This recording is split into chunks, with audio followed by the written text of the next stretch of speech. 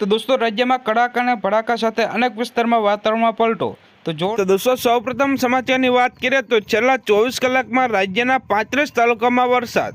તો કપરાડા અને નડિયાદમાં સૌથી વધુ 1.25 ઇંચ વરસાદ રહ્યો.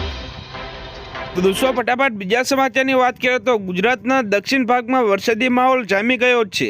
ત્યારે ગઈકાલે રાજ્યના કુલ 35 તાલુકામાં મેઘમહેર જોવા મળી. તો છેલ્લા 24 કલાકમાં વરસાદના આંકડા જોઈએ તો વલસાડના કપરાડામાં 33 મીમી, નડિયાદમાં 33 મીમી, જ્યારે 84માં 22 મીમી, ઉમરગાંવમાં 21 મીમી વરસાદ જોવા મળ્યો છે.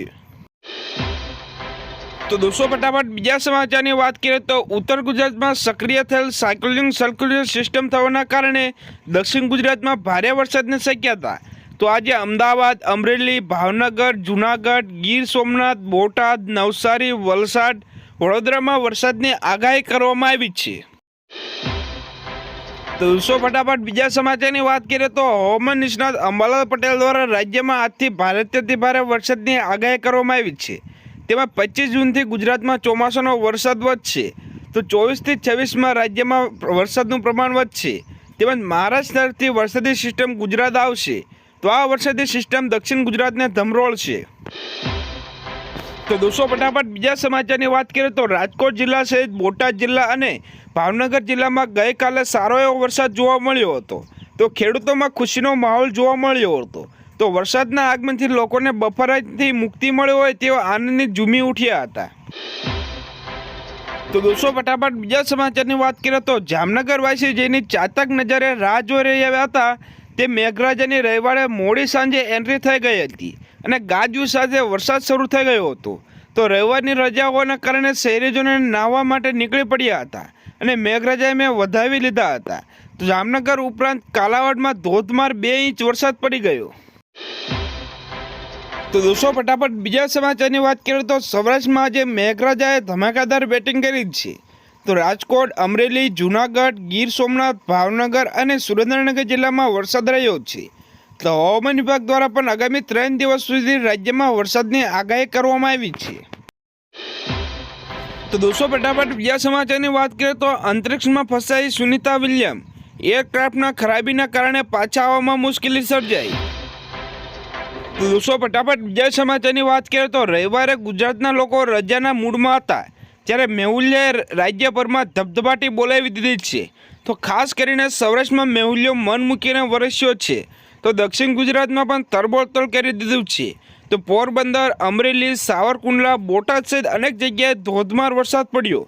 તો ભરૂચમાં તો બજારમાં પાણી ફરી વળ્યા એટલો જોરદાર વરસાદ આવ્યો.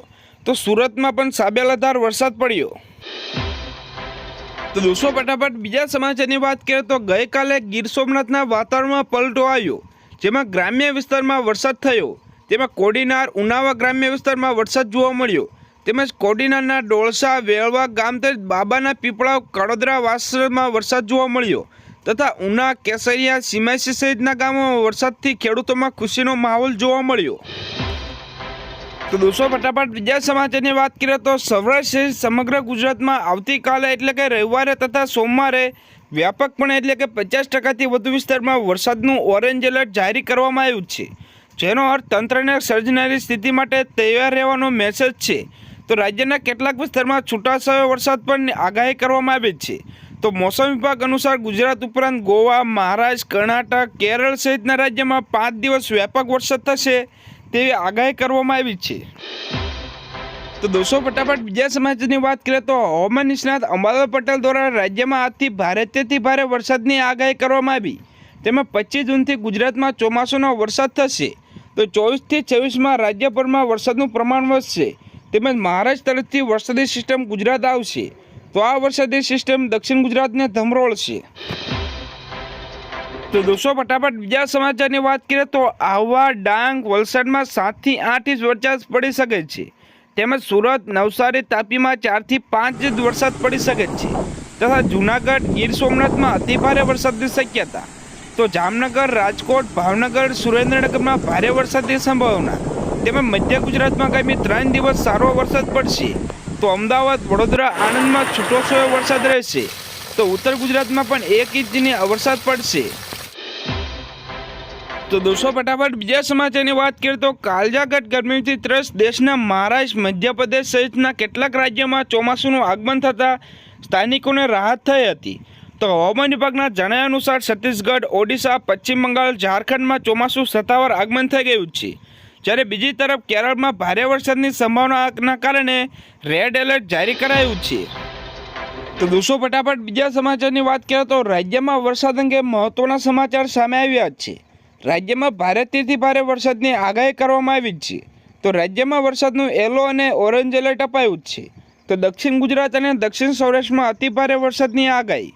તો આજે વલસાડ, દમણ, દાદરાનગર હવેલી વરસાદનું ઓરેન્જ એલર્ટ આપવામાં આવ્યું છે. જ્યારે તાપી, સુરત, ભરૂચ, નર્મદા, જૂનાગઢ, અમરેલીમાં ભાવનગર સહિત અનેક વિસ્તારમાં યલો એલર્ટ આપવામાં આવ્યું છે. તો રાજ્યમાં વહેલી સવારથી વાતાવરણમાં પલટો જોવા મળ્યો છે. તો અનેક વિસ્તારમાં વરસાદી ઝાપટા પણ જોવા મળ્યા છે. તો રાજ્યમાં આગામી 3 દિવસ જોરદાર વરસાદની આગાહી કરવામાં આવી છે. તો દોસ્તો ફટાફટ બીજા સમાચારની વાત કરીએ તો આજથી 18મી લોકસભાનું પ્રથમ સત્ર શરૂ થવા ગયું છે. જ્યારે લોકસભાની કાર્યવાહી સવારે 11 વાગ્યે શરૂ થશે. જ્યારે સંસદ તરીકે શપથ લેનારા પ્રથમ લોકો વડાપ્રધાન નરેન્દ્ર મોદી અને કેબિનેટ મંત્રી હશે. તો મંત્રી પરિષદના અન્ય સભ્યો પણ સાંસદ તરીકે શપથ લેશે. તો દોસ્તો ફટાફટ બીજા સમાચારની વાત કરીએ તો ઉત્તર પ્રદેશમાં થોડા સમય પહેલાં પોલીસ ભરતીના કૌભાંડ થઈ હોવાની વિગતો સામે આવી હતી. તેમાં ચોંકાવનારી વિગતો સામે આવી છે. તો ઉત્તર પ્રદેશમાં થયેલા પેપર લીકના તાર ગુજરાત સુધી પહોંચ્યા છે. તો યુપી પોલીસ ભરતી બોર્ડ દ્વારા સિપાઈ ભરતીની પરીક્ષા યોજાઈ હતી. તો આ પરીક્ષા દરમિયાન યુપી સિપાઈની ભરતીનું પેપર લીક થયું હતું, જેના કનેક્શન ગુજરાત સુધી જોવા મળ્યું છે.